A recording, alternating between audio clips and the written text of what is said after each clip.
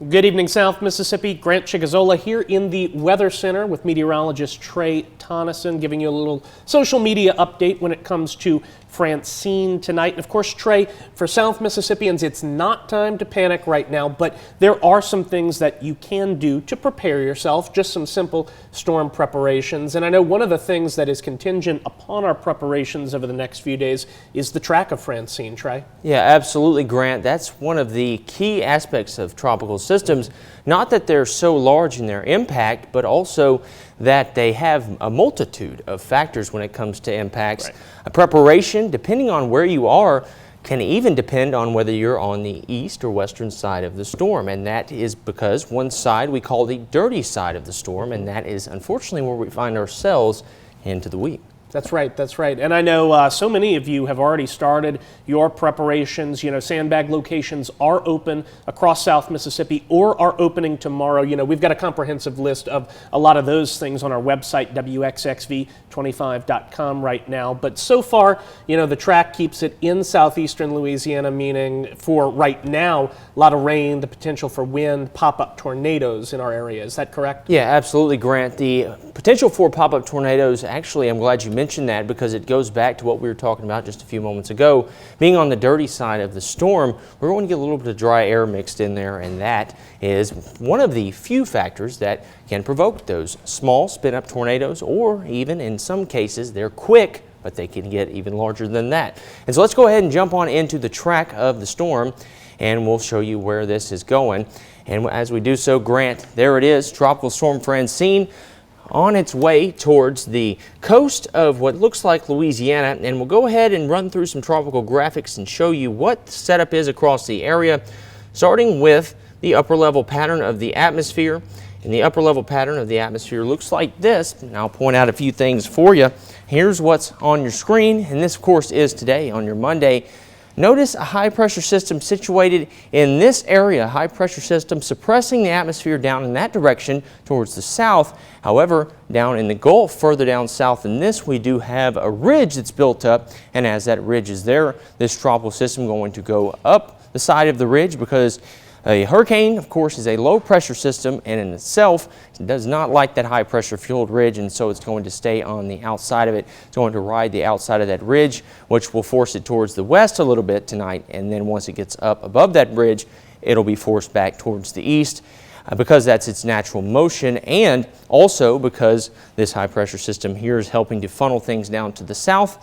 And then even further than that, you can call this a multi-layered forecast. We do have synoptic analysis that we're going to look at throughout the evening, but more specifically what I'm getting at, we have a frontal system that's sitting over the coast, and that frontal system is damming up a lot of that moisture from the Gulf right here over the coast, so we're stacking up the moisture well ahead of the storm, and we've also added in rainfall. So you get the picture. Moisture, not a problem when it comes to this storm making landfall and finding an abundant, friendly atmosphere for storms to thrive here out over the Gulf as well. All that being said, let's go ahead and get into the cone. Notice on the top of your screen, on the banner there, it says experimental storm cone. This is similar to the cone you see throughout the years and up until this point, and that cone is still there, the cone from the National Hurricane Center, who are the same folks who issued this cone here, but this is the experimental cone. Notice a few different colors here, and as it gets towards the coast and the area of landfall, you see a couple different shades. This particular cone now has been created to include areas such as storm surge. You see the tropical storm category here, so it's not just where it makes landfall and what category the storm will be. They've also started including areas that'll see storm surge problems, which is certainly a good thing because storm surge is the #1 killer from tropical systems, #1 cause of fatalities from landfalling tropical systems and tropical systems alike. With that being said, not that much of a concern comparative to storms we've seen many years back here on the Gulf Coast. However, still concerning, and definitely concerning for our neighbors over towards the west in southern Louisiana.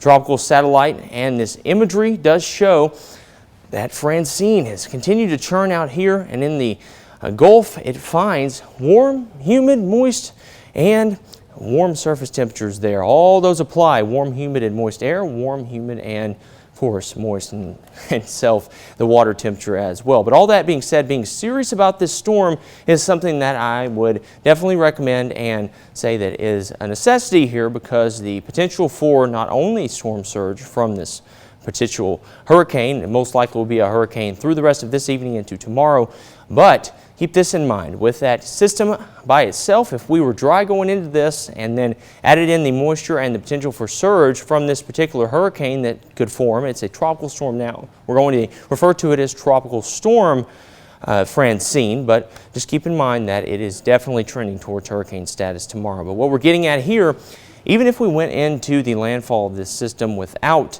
an abundance of moisture on our roads and our yards and on our land here, meaning flooding already from last week's storm systems, we would see the potential for flooding decently concerning. So you add in the base level and then add in the flooding from last week plus the storm surge. We've already got a flooding potential. So just consider us lucky here and count your lucky stars that Francine is looking to make landfall further towards the south and west. Of course, unfortunate for those people. We'll keep them in our thoughts and prayers as we move towards the rest of this weekend, more specifically Wednesday, when it looks like this storm system will make landfall as Hurricane Francine in southern Louisiana.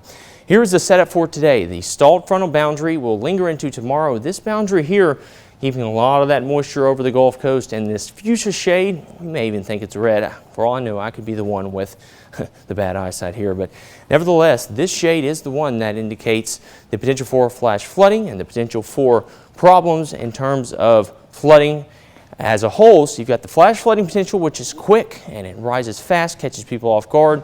And flooding by itself does that as well, but you've got the two different kinds. We've got the flooding that will build up and the flash flooding that will come pretty quickly. So just know that flooding and an abundance of moisture is going to be a problem. Here's the setup across the Gulf Coast. Moisture flowing up and into the area. Francine's down here.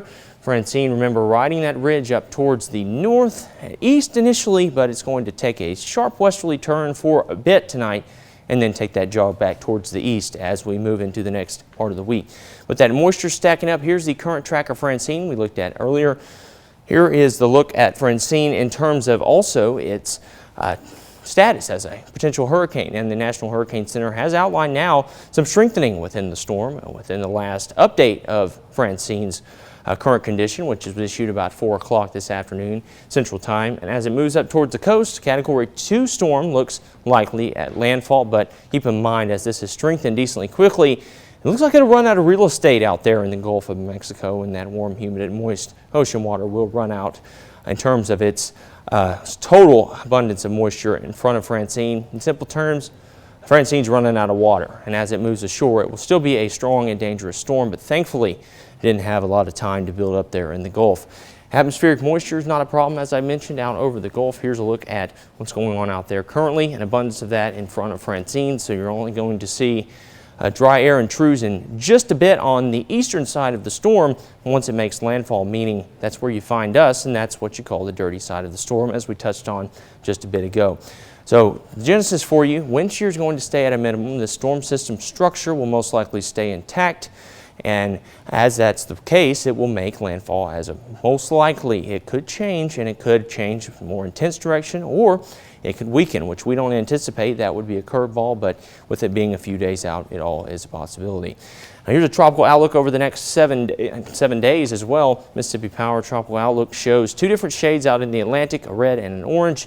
You know by now those are not cones, not tracks, but the potential for further strengthening over the next 7 days. And our tropical outlook, of course, we did have the shade here, but it is now a full-fledged tropical system, so that color has been dropped from the screen. I want to briefly touch on the tropical alerts across the area, and that's what we're going to do right now. We'll touch on those quickly before we wrap up this update, but we're going to touch on the specific alerts related to the tropics. I wanted to record this with Grant as well because this is just something that all of you want to see. Some of you out there want to see the whole picture. You want to know what's going on, and that's why we're providing you this update here, because number one, I'd like to share the information with you, and number two, it is certainly important. We'll start out a little closer to home here and then spread it out a little wider.